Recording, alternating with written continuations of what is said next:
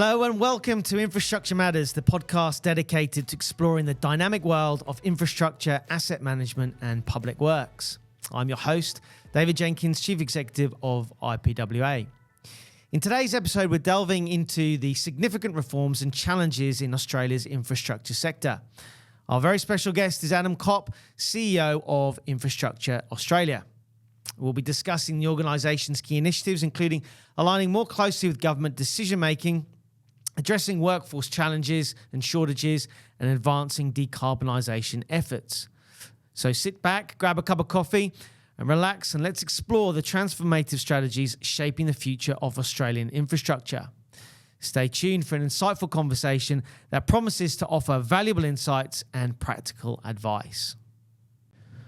Well, I'm delighted to have Adam Copp, the CEO of Infrastructure Australia, with us today. Adam's spoken for us at our asset management conference up in the Gold Coast, and it's great to have a conversation with you today. Adam, good to see you. And I guess I was just keen to start with the first question, which is just about the reforms for Infrastructure Australia. You put out consultations a few years ago, and you put out the consultation which you provided submission. But maybe if you could just give the listeners just a little bit high level around what this all means. Sure. And it's a pleasure to be here. Thank you for the invitation. So Infrastructure Australia, I've been at Infrastructure Australia for about 10 years, and the organisation's been around for about 15 years. And over that time, there's been a sort of number of periods of reform.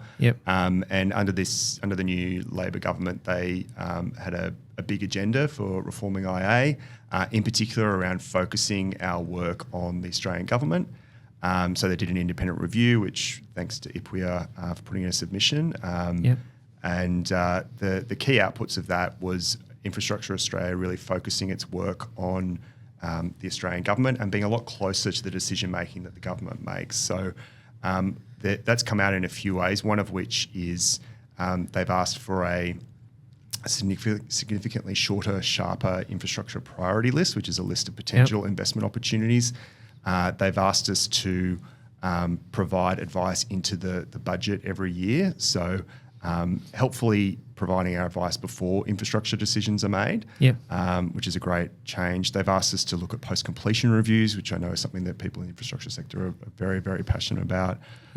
So there's a range of reforms and new products that essentially focus our advice really clearly on the Australian government and really assist them in making decisions around infrastructure going forward.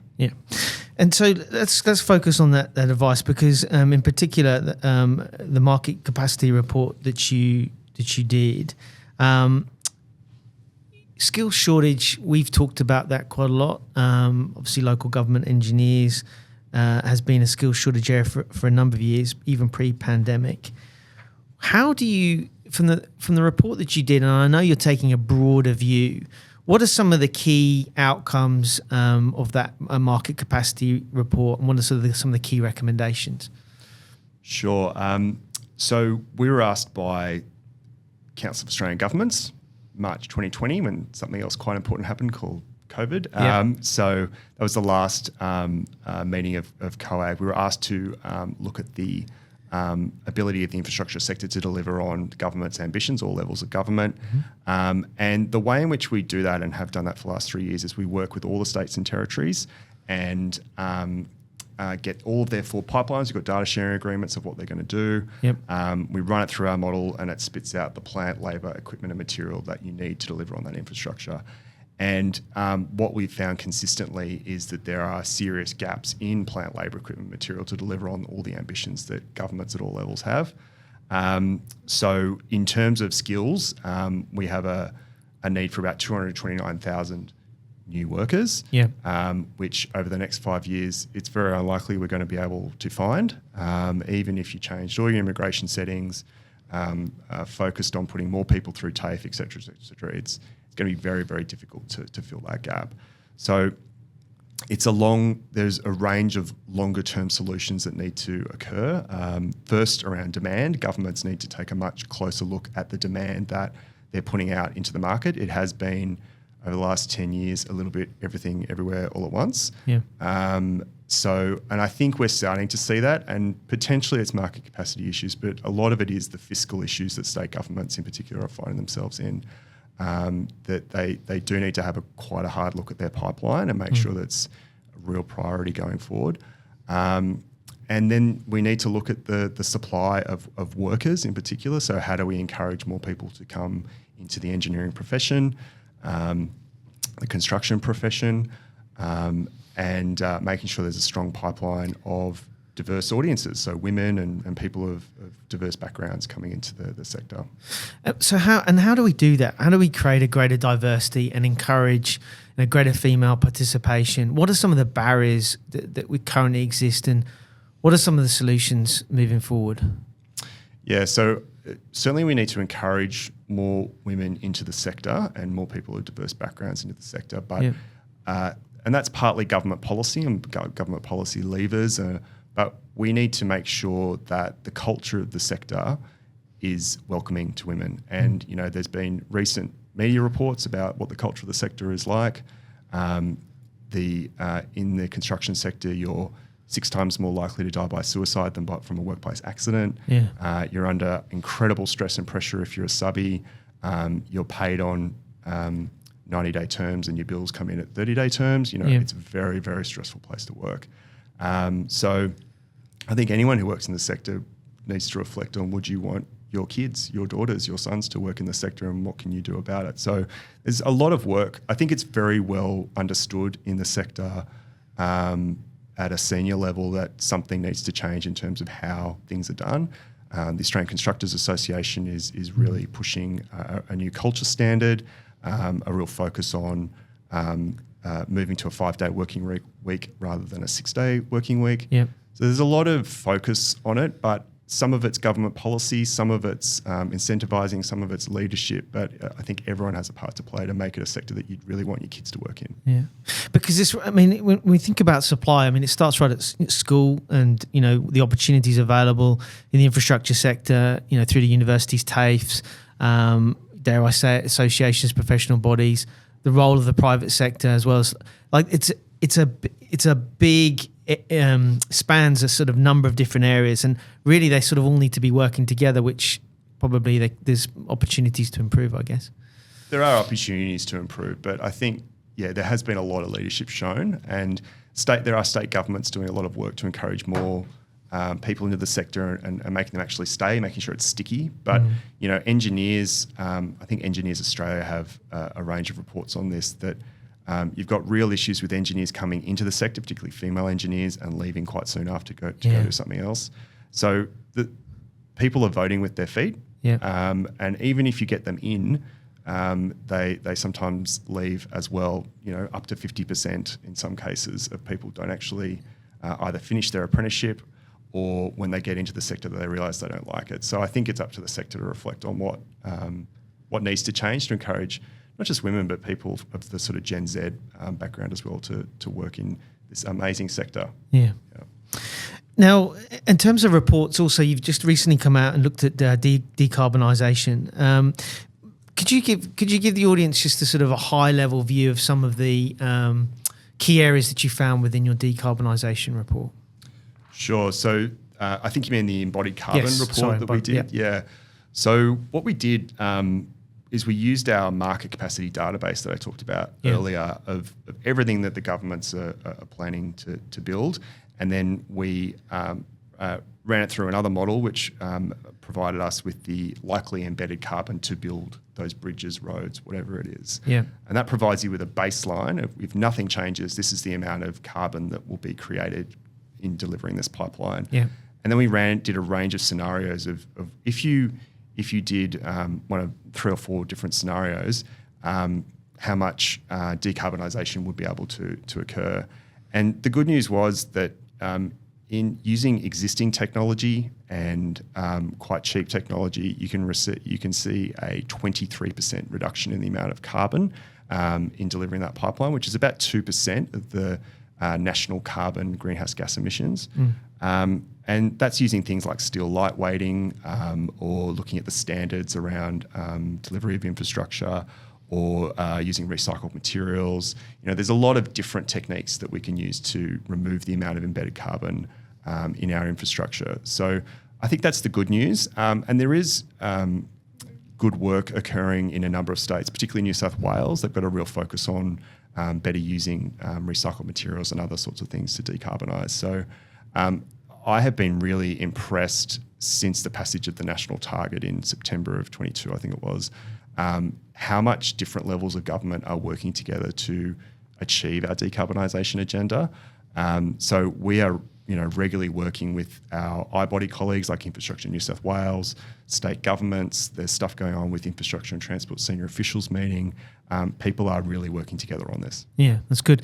So, because I mean, it's a change process, isn't it? And it's a sort of a carrot and a stick approach, because it's about education around different types of materials that can be used, but also there's a role there to play around incentives and looking at procurement practices. How do you see all that? What's your do you have some comments on that? Yeah, it'll be carrots and sticks and cultural change, and there is work occurring in with the various ministers and senior officials about how we incentivise the private sector to deliver on these agendas. And I think as well there's a real appetite from the private sector to just be told what the rules are, and then they'll seek to achieve it. And I think engineers and others really, you give them a problem and they'll seek to solve it. Yeah. And if you sort of put it down, this is what we want to achieve, they'll figure out ways to achieve it. And it's about the leadership the government needs to lay down, and the incentives too. Yeah, okay. Just out of interest, obviously, the world's grappling with this issue. Is there, in terms of your viewpoint, have you seen anywhere or any governments or organisations around the world that sort of doing this quite well in terms of the change process around embodiment of carbon? Yeah, so I was in the UK a couple of years ago, and they had done quite well on it, but I think ultimately there were changes at the political level that there was a less of an appetite, let's just say, to decarbonise. But yeah, they had done a lot of work on incentivising these changes. But I mean, nothing that's particularly rocket science. I think we all know what you need to do, which is look at the incentive structures and change them to get the outcome that you want. So there was work across procurement and measurement and all the things that are actually occurring in Australia as well. Yeah, okay. All right. Now, we're changing a few subjects here, but I think this is good. So just for our audience, you've got Infrastructure Australia and you've got the different iBodies in the different states. How does that all work together? Yeah. So Infrastructure Australia was the first of its kind in the world, I believe, in 2008. And since that time, there's been a range of iBodies set up in most of the states and territories. They're all a little bit different in terms of exactly what they do. So you've got Infrastructure New South Wales, who provides, I guess, an end-to-end service of advice, policy, assurance on projects, advice to Cabinet, and then actually delivering projects. And someone like Infrastructure Victoria has a real focus on policy. They don't have a role in project advice like perhaps Infrastructure Australia does. And they all have different levels of sort of independence as well. Some are very independent aside from government, and others are right in government as well. So we work together, I think, really well. So we have the CEOs regularly meet, and the chairs or whoever the sort of top person is in the governance structure regularly meets. So there's a regular meeting schedule. In recent times, we've really sought to, rather than just give updates about what we're all doing, have a bit of a shared work program. We've been collaborating with Infrastructure New South Wales, for instance, on measuring embedded carbon. They're doing some work for their government on that. We've got projects that we're co-funding together on various things, often around net zero. So there's regular meetings, regular engagement, and sometimes they're representing the views of their particular government on, say, a particular project, and we just seek to work together on that as well. So it's not, we certainly don't view it as any sort of competition. It's really about they represent their government, and we seek to work together as much as possible. So those shared work programs, I guess, is tackling the big issues, right? And you've said, embodiment of carbon, we can all work together here. There's things that we can all do, and there's value we can all provide, and that's when you sort of work together. Yeah, I think my observation when the the national legislation passed is that there was a bit of an explosion of activity in the private sector, the industry sector, the government. And it took a little while for that to kind of coalesce around, okay, you're already doing this, well, therefore we'll do this that's slightly different and we'll help add to the broader picture. So that's what we've really sought to do to coordinate with each other and coordinate with other governments to make sure that people aren't stepping on each other's toes, doing the same piece of work, et cetera, et cetera. So it did take a little while to kind of get that all lined up, but it's been working well since. Yeah, good. Now, we've got New Zealand members, and I know that the Infrastructure Commission in New Zealand has taken a bit of a change in there, and it's not just providing advice and guidance to the New Zealand government, but it's also about their national infrastructure plan, right? What does that look like? And looking for the Infrastructure Commission to provide not just, real advice on this stuff, and what's their next sort of plan over the next 10, 15 years.